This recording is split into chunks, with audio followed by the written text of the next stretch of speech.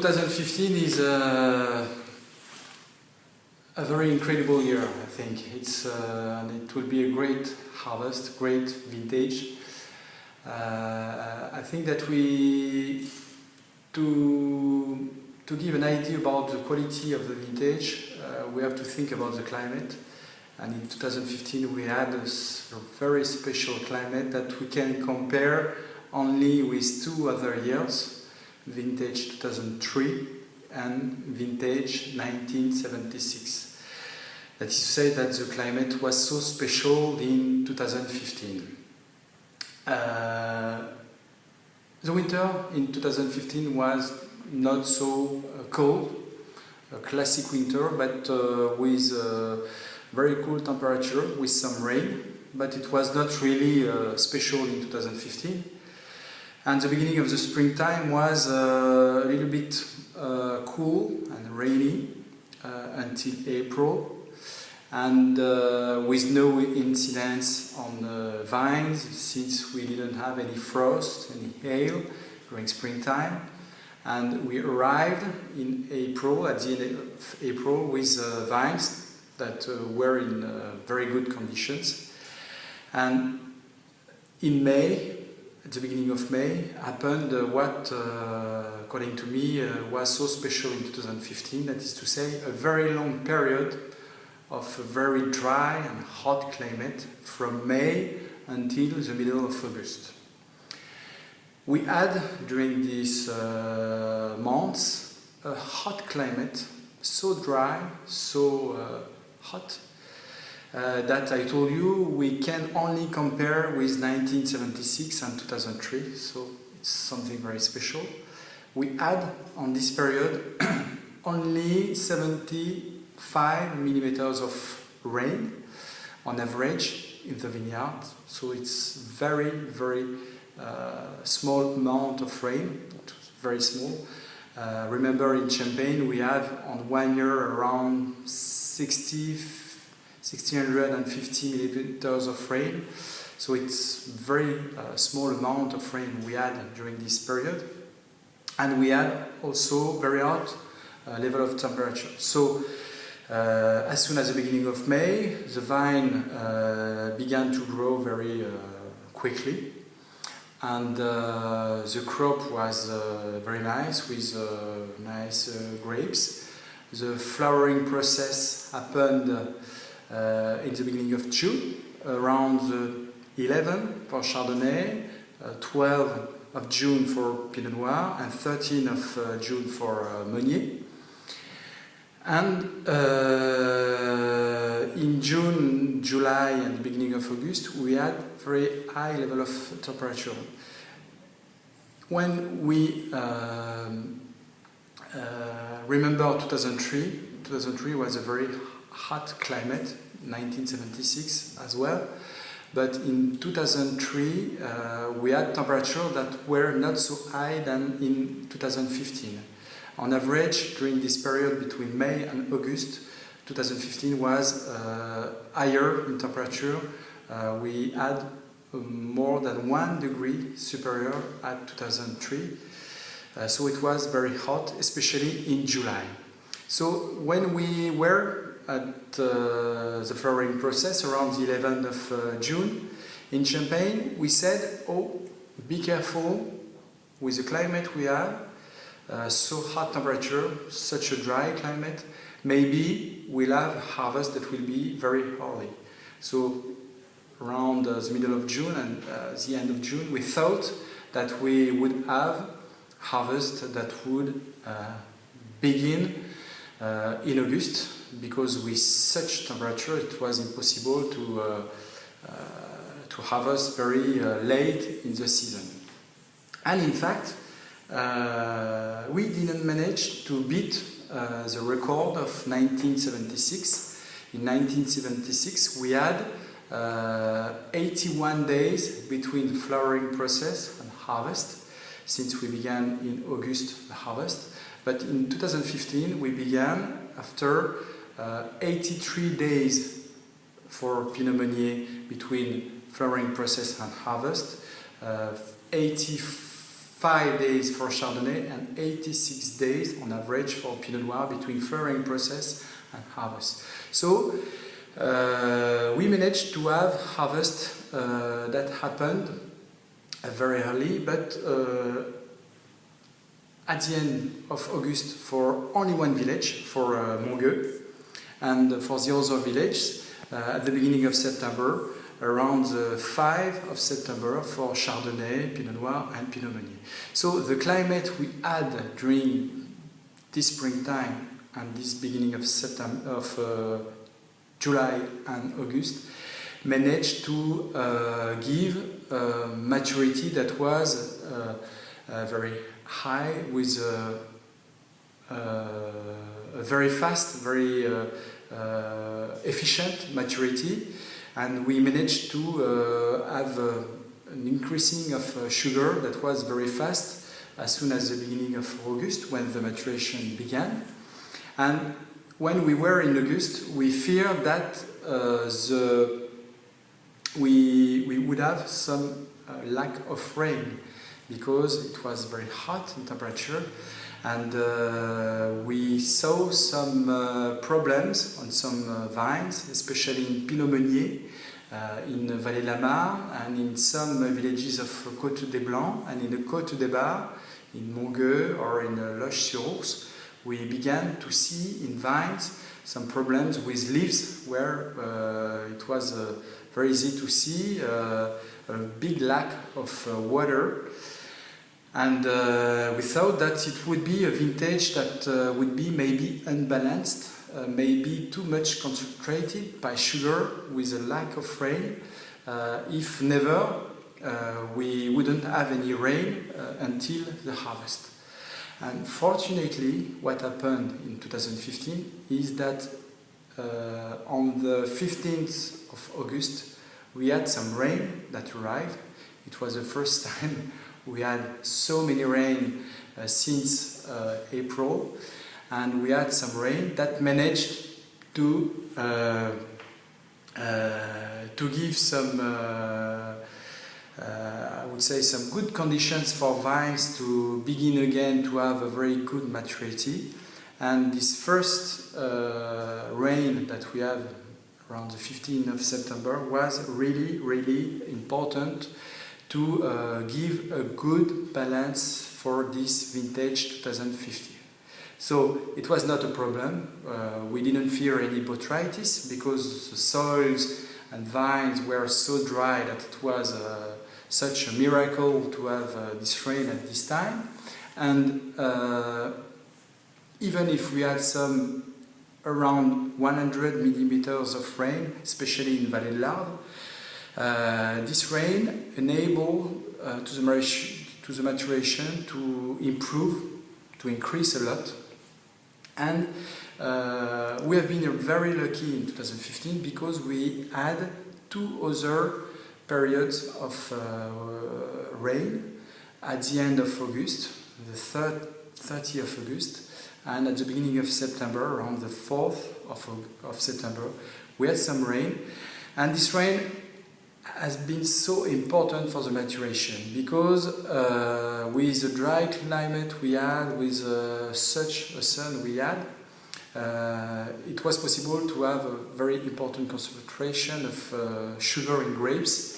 But with rain we managed to keep a very good level of acidity in this vintage. So we arrived at the harvest. I told you, at the end of August for some villages like Montgueux in Chardonnay in Côte des Bars, the 5th of September for Chardonnay in Côte des Blancs, and we had a balance that was very, very good, very interesting. A balance that is a balance of a very warm vintage, I would say a kind of Mediterranean vintage, that is to say high level of sugar and a level of acidity that was not really high, but that was not so low. I told you at the beginning of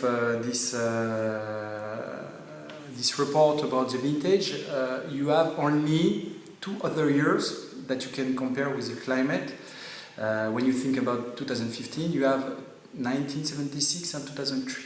In 2003 it was very high and a very hot climate, but certainly too hot in August. In 2015 it was very hot in July, not in August.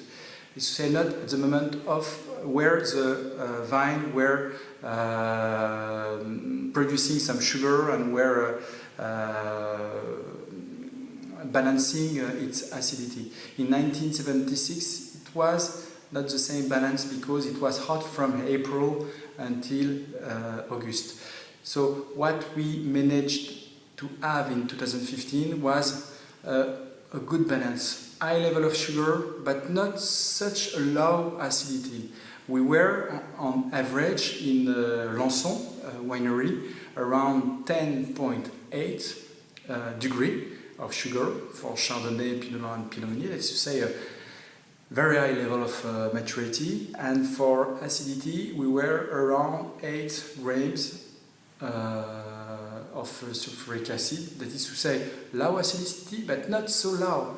Many people fear a low acidity and a vintage that would be maybe too round, with a lack of acidity, a lack of minerality, a lack of vitality. But in Lanson we never feared any problem on 2015, and as soon as the end of vinification it was really easy to identify a very high level of quality on this vintage 2015. So if you take and you evaluate the quality of this vintage grapes per grapes, I would say for Chardonnay have been really fantastic. We managed to produce Chardonnay that were really expressive, Chardonnay of a very generous vintage with a lot of flavors, a lot of citrus, wild fruits, some tropical notes on some villages, but with very generous flavors and with a very nice minerality. Sure that the freshness is not spectacular because we are with a Mediterranean vintage, but we never feel a lack of balance between sugar and acidity. That is to say a great vintage for Chardonnay. For Pinot Noir it was also a great vintage, but a vintage very concentrated. A lot of very ripe notes of red and white fruits, a lot of freshness with a very nice body for Pinot Noir, strong minerality on Grand Cru and Premier Cru, very long length, and wines that were really well balanced, not too much full-bodied, but with a nice balance between maturity and freshness, even if it is a vintage that is a Mediterranean vintage. And for Pinot Meunier, very interesting Pinot Meunier, very aromatic on the candies note, tropical fruit, some very spicy and very elegant notes, and very nice, crispy, elegant notes of fruits. So Meunier were also very interesting.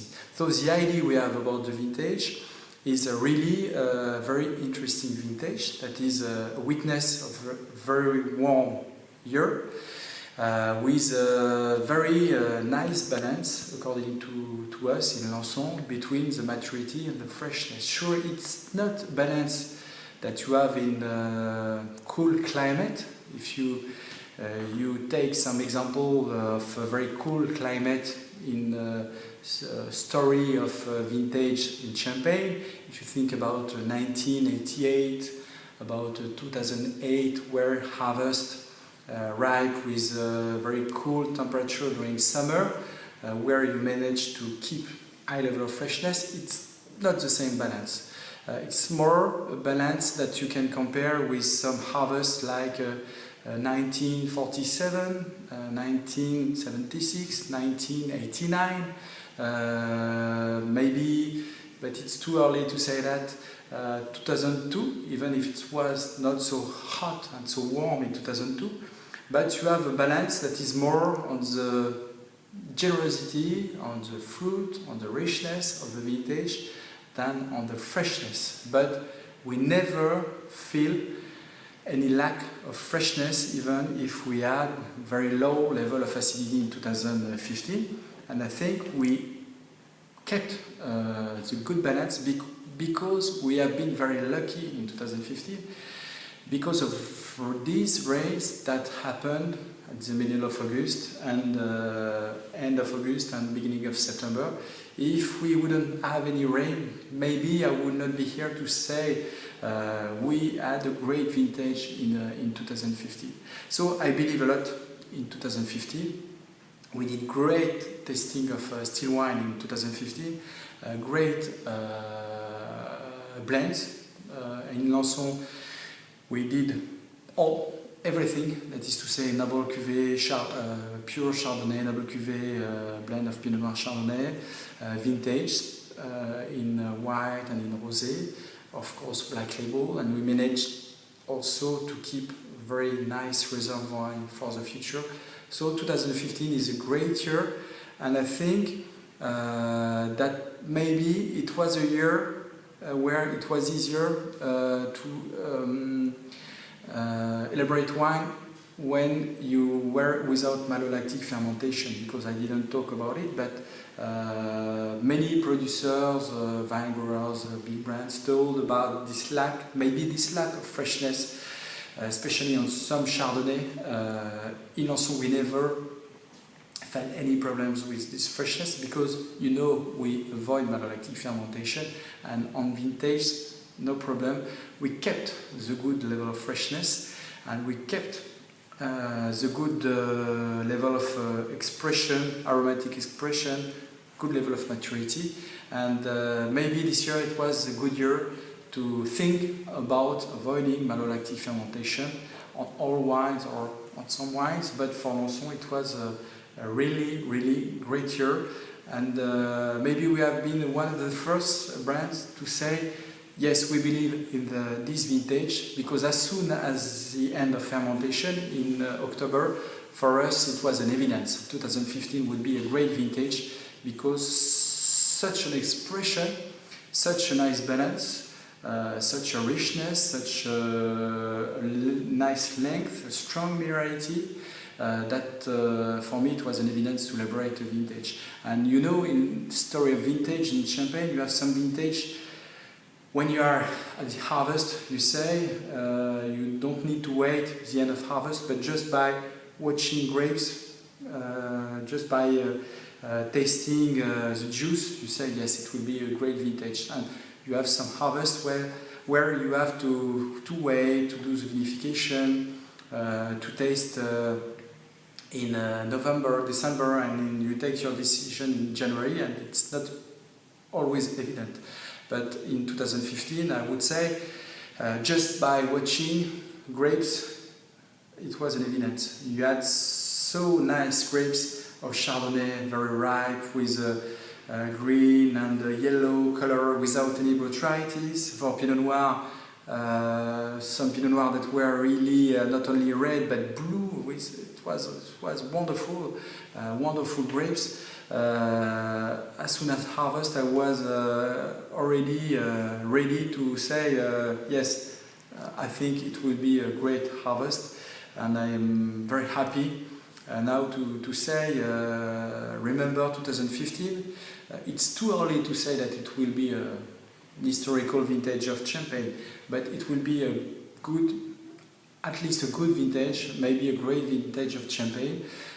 With this balance that is so special, very rich, very generous, but that's exactly what we wait about a vintage in Champagne, that is to say a vintage that have a very strong identity, and the identity of 2015 is very strong thanks to this climate that was so special, and it will be on, according to me, strong generosity, with very nice elegance, strong minerality, a lot of richness, roundness, but without